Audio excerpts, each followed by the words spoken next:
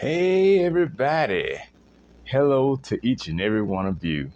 How are you doing today? I certainly hope that all of you are doing good. Whoever may be watching, I hope you're doing all right.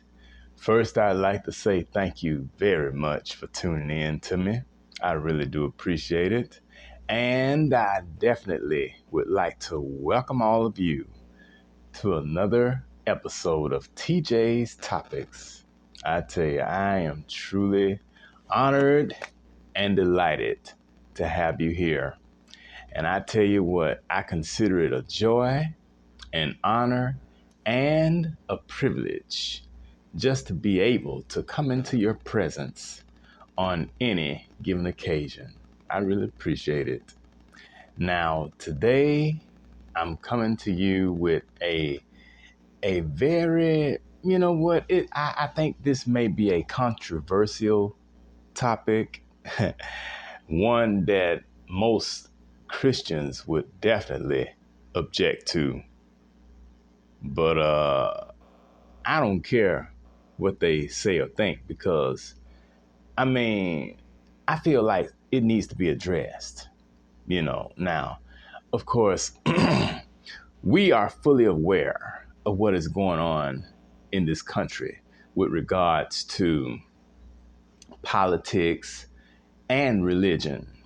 And we know that it takes money to run things, to run the government and to run these religious establishments, these churches.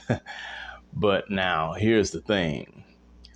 Now let me ask you this. What do you think about the way these churches and these pastors like to poke their noses into the affairs of the government, and politicians and stuff like that, even going as far as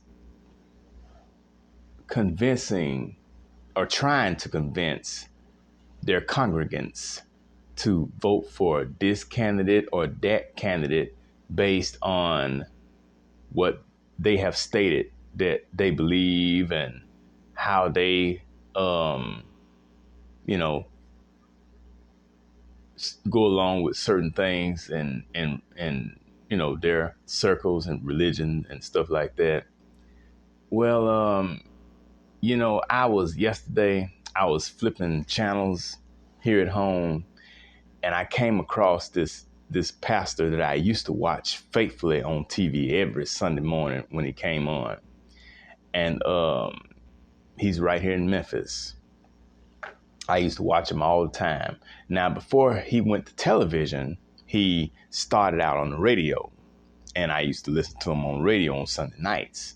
But then once he went to television, and once they bought this big mega church out in East Memphis, then that's when they became mega. They're a mega church now. And he was, you know, speaking on a lot of stuff that I saw him on TV yesterday when he came on. I tuned in to him for about 5 minutes. And after that, I said, no, I've had enough. That's when I realized, you know what, that's the reason why I quit watching him. And that's the reason why I've quit watching many pastors on TV that I grew up watching. Because, I feel like, see, there ought to be a separation of church and state. They said that it is. And one reason why that came about was because they didn't want the government interfering with the affairs of the church. But what about the church interfering with the affairs of the government and politics and stuff? Because it seems as if that's exactly what they're doing, which to me would come across as a form of hypocrisy. What you think about that? And so that leads me to my subject for today, which is churches ought to pay taxes. That's what I'm talking about for just a few moments. Churches ought to pay taxes. And the reason why I think they should is because if they have the audacity to get up there on Sunday morning in the pulpit or any time and try to be as a form of government themselves, then they ought to be paying the price for that. See, this goes back to Roman Catholicism.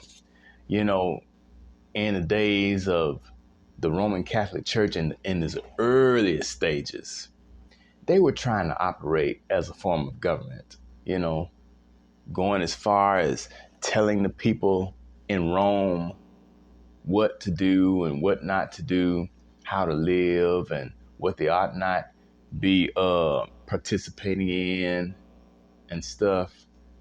That's what the church did. And ever since then, and remember now, all of these churches are a spinoff of the Roman Catholic Church. The Roman Catholic Church is the mother church. And all the Baptists, the Methodists, the Pentecostals, all of them came from that. Well, anyway, you know, they got it bad about trying to tell folk what they need to be doing, especially when it comes to politics and who they need to vote for and stuff. Matter of fact, let me just share a little bit with you. How about that? Churches all across the country are essentially telling people who to vote for and what to support based on what they believe and how they view the world. We see this happening all the time. We watch the news, we see different pastors and stuff coming on, you know, and even when they broadcast their services, they are trying to convey a certain message to their members, telling them who to vote for in upcoming elections. We see this across the board. But do they have a right to do that, though?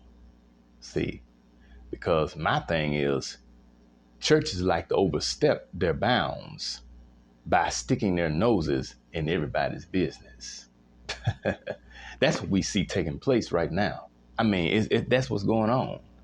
And anytime you see these pastors link up with politicians, rest assured that there is some type of conspiracy or agenda coming into play. On one hand, they want to operate as a self-sufficient entity by saying things like, we don't live by the world system. We live by God's system. But on the other hand, they want to insert themselves into every major facet of society, including politics. Churches have a tendency of endorsing certain politicians, promoting certain causes, and coming down hard on certain things and certain groups of people in society that tends to rub them the wrong way. All in an effort to do what? Generate more revenue. Remember, it's all about that dollar. It is. It's about God. Yes, it is. G-O-D, the good old dollar. And that's what we see going on in a lot of these churches. Now, there are some good churches and there are some good pastors, but you got a lot of them out here who are, you know, they're secretly trying to promote a certain thing, or they're trying to convince people to believe this or do that. They want to involve themselves in the political arena, thinking that they'll somehow have the upper hand. We've seen this happen in the past, you know, like, for instance, Pat Robertson, you know, and Jerry Falwell, the religious, what we call it, the religious, the moral majority. That's what it was, the moral majority.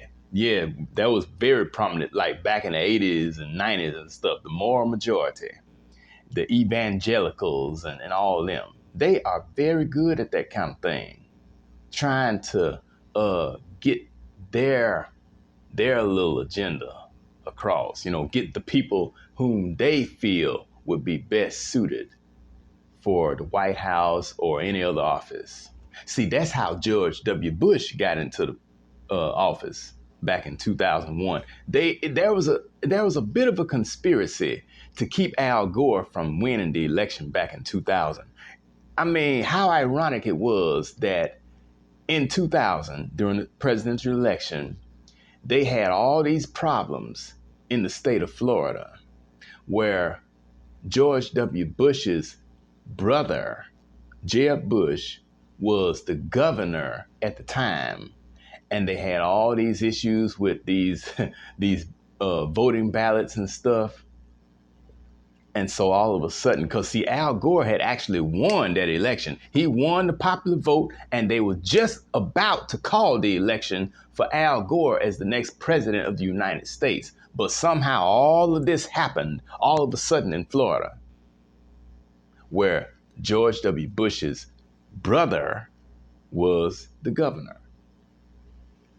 And so there you have it. And all that fell in line with the moral majority and the evangelicals, Pat Robertson and the 700 Club. All those folks. We grew up watching all those people, and they were a flat out trip. But anyway, that's what happened. And so that's how that election ended up going in favor of George W. Bush instead of Al Gore. And so here we are again.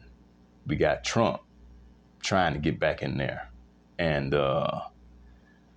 we just don't know what's going to happen, but my thing is this. I don't think that these churches, any of these religious establishments ought to be involving themselves in these secular affairs. They really shouldn't, because, if there is to be a separation of church and state, then why can't they respect those bounds and just move forward? I mean, we're going to participate and vote, and whatever happens, happens. But anyway, what I would like to know is, what do you think? What do you think about the way churches and preachers and stuff try to tell their members who to vote for, what to stand on, and what to believe in? Because I feel like everyone has a right to vote for whoever they want, stand on whatever they want, believe in whatever they want. None of us have a right to try to make others believe a certain way as ourselves. We shouldn't do that. You have your own mind and your own views, so you should be able to choose which direction you want to go in for yourself without somebody whispering in your ear or coming down your throat from over the pulpit, because that's just not right. So on that note, I want to say thank you very much for tuning in today to this episode of TJ's Topics. And I tell you, I know it was a little bit serious. Everything is not all laughing and hoo-hoo and ha-ha and all that. Sometimes we got to be for real about something. And I am for real about this. So I want you to tell me what you think, okay? And feel free to like and comment and share with whoever you wish. And I'll appreciate that too. Thank you so much for tuning in. And I look forward to seeing you again soon, okay? In the meantime, this is Taryn Jerome Harris, reminding you that every round goes higher and higher. And I will talk to you later. Bye-bye.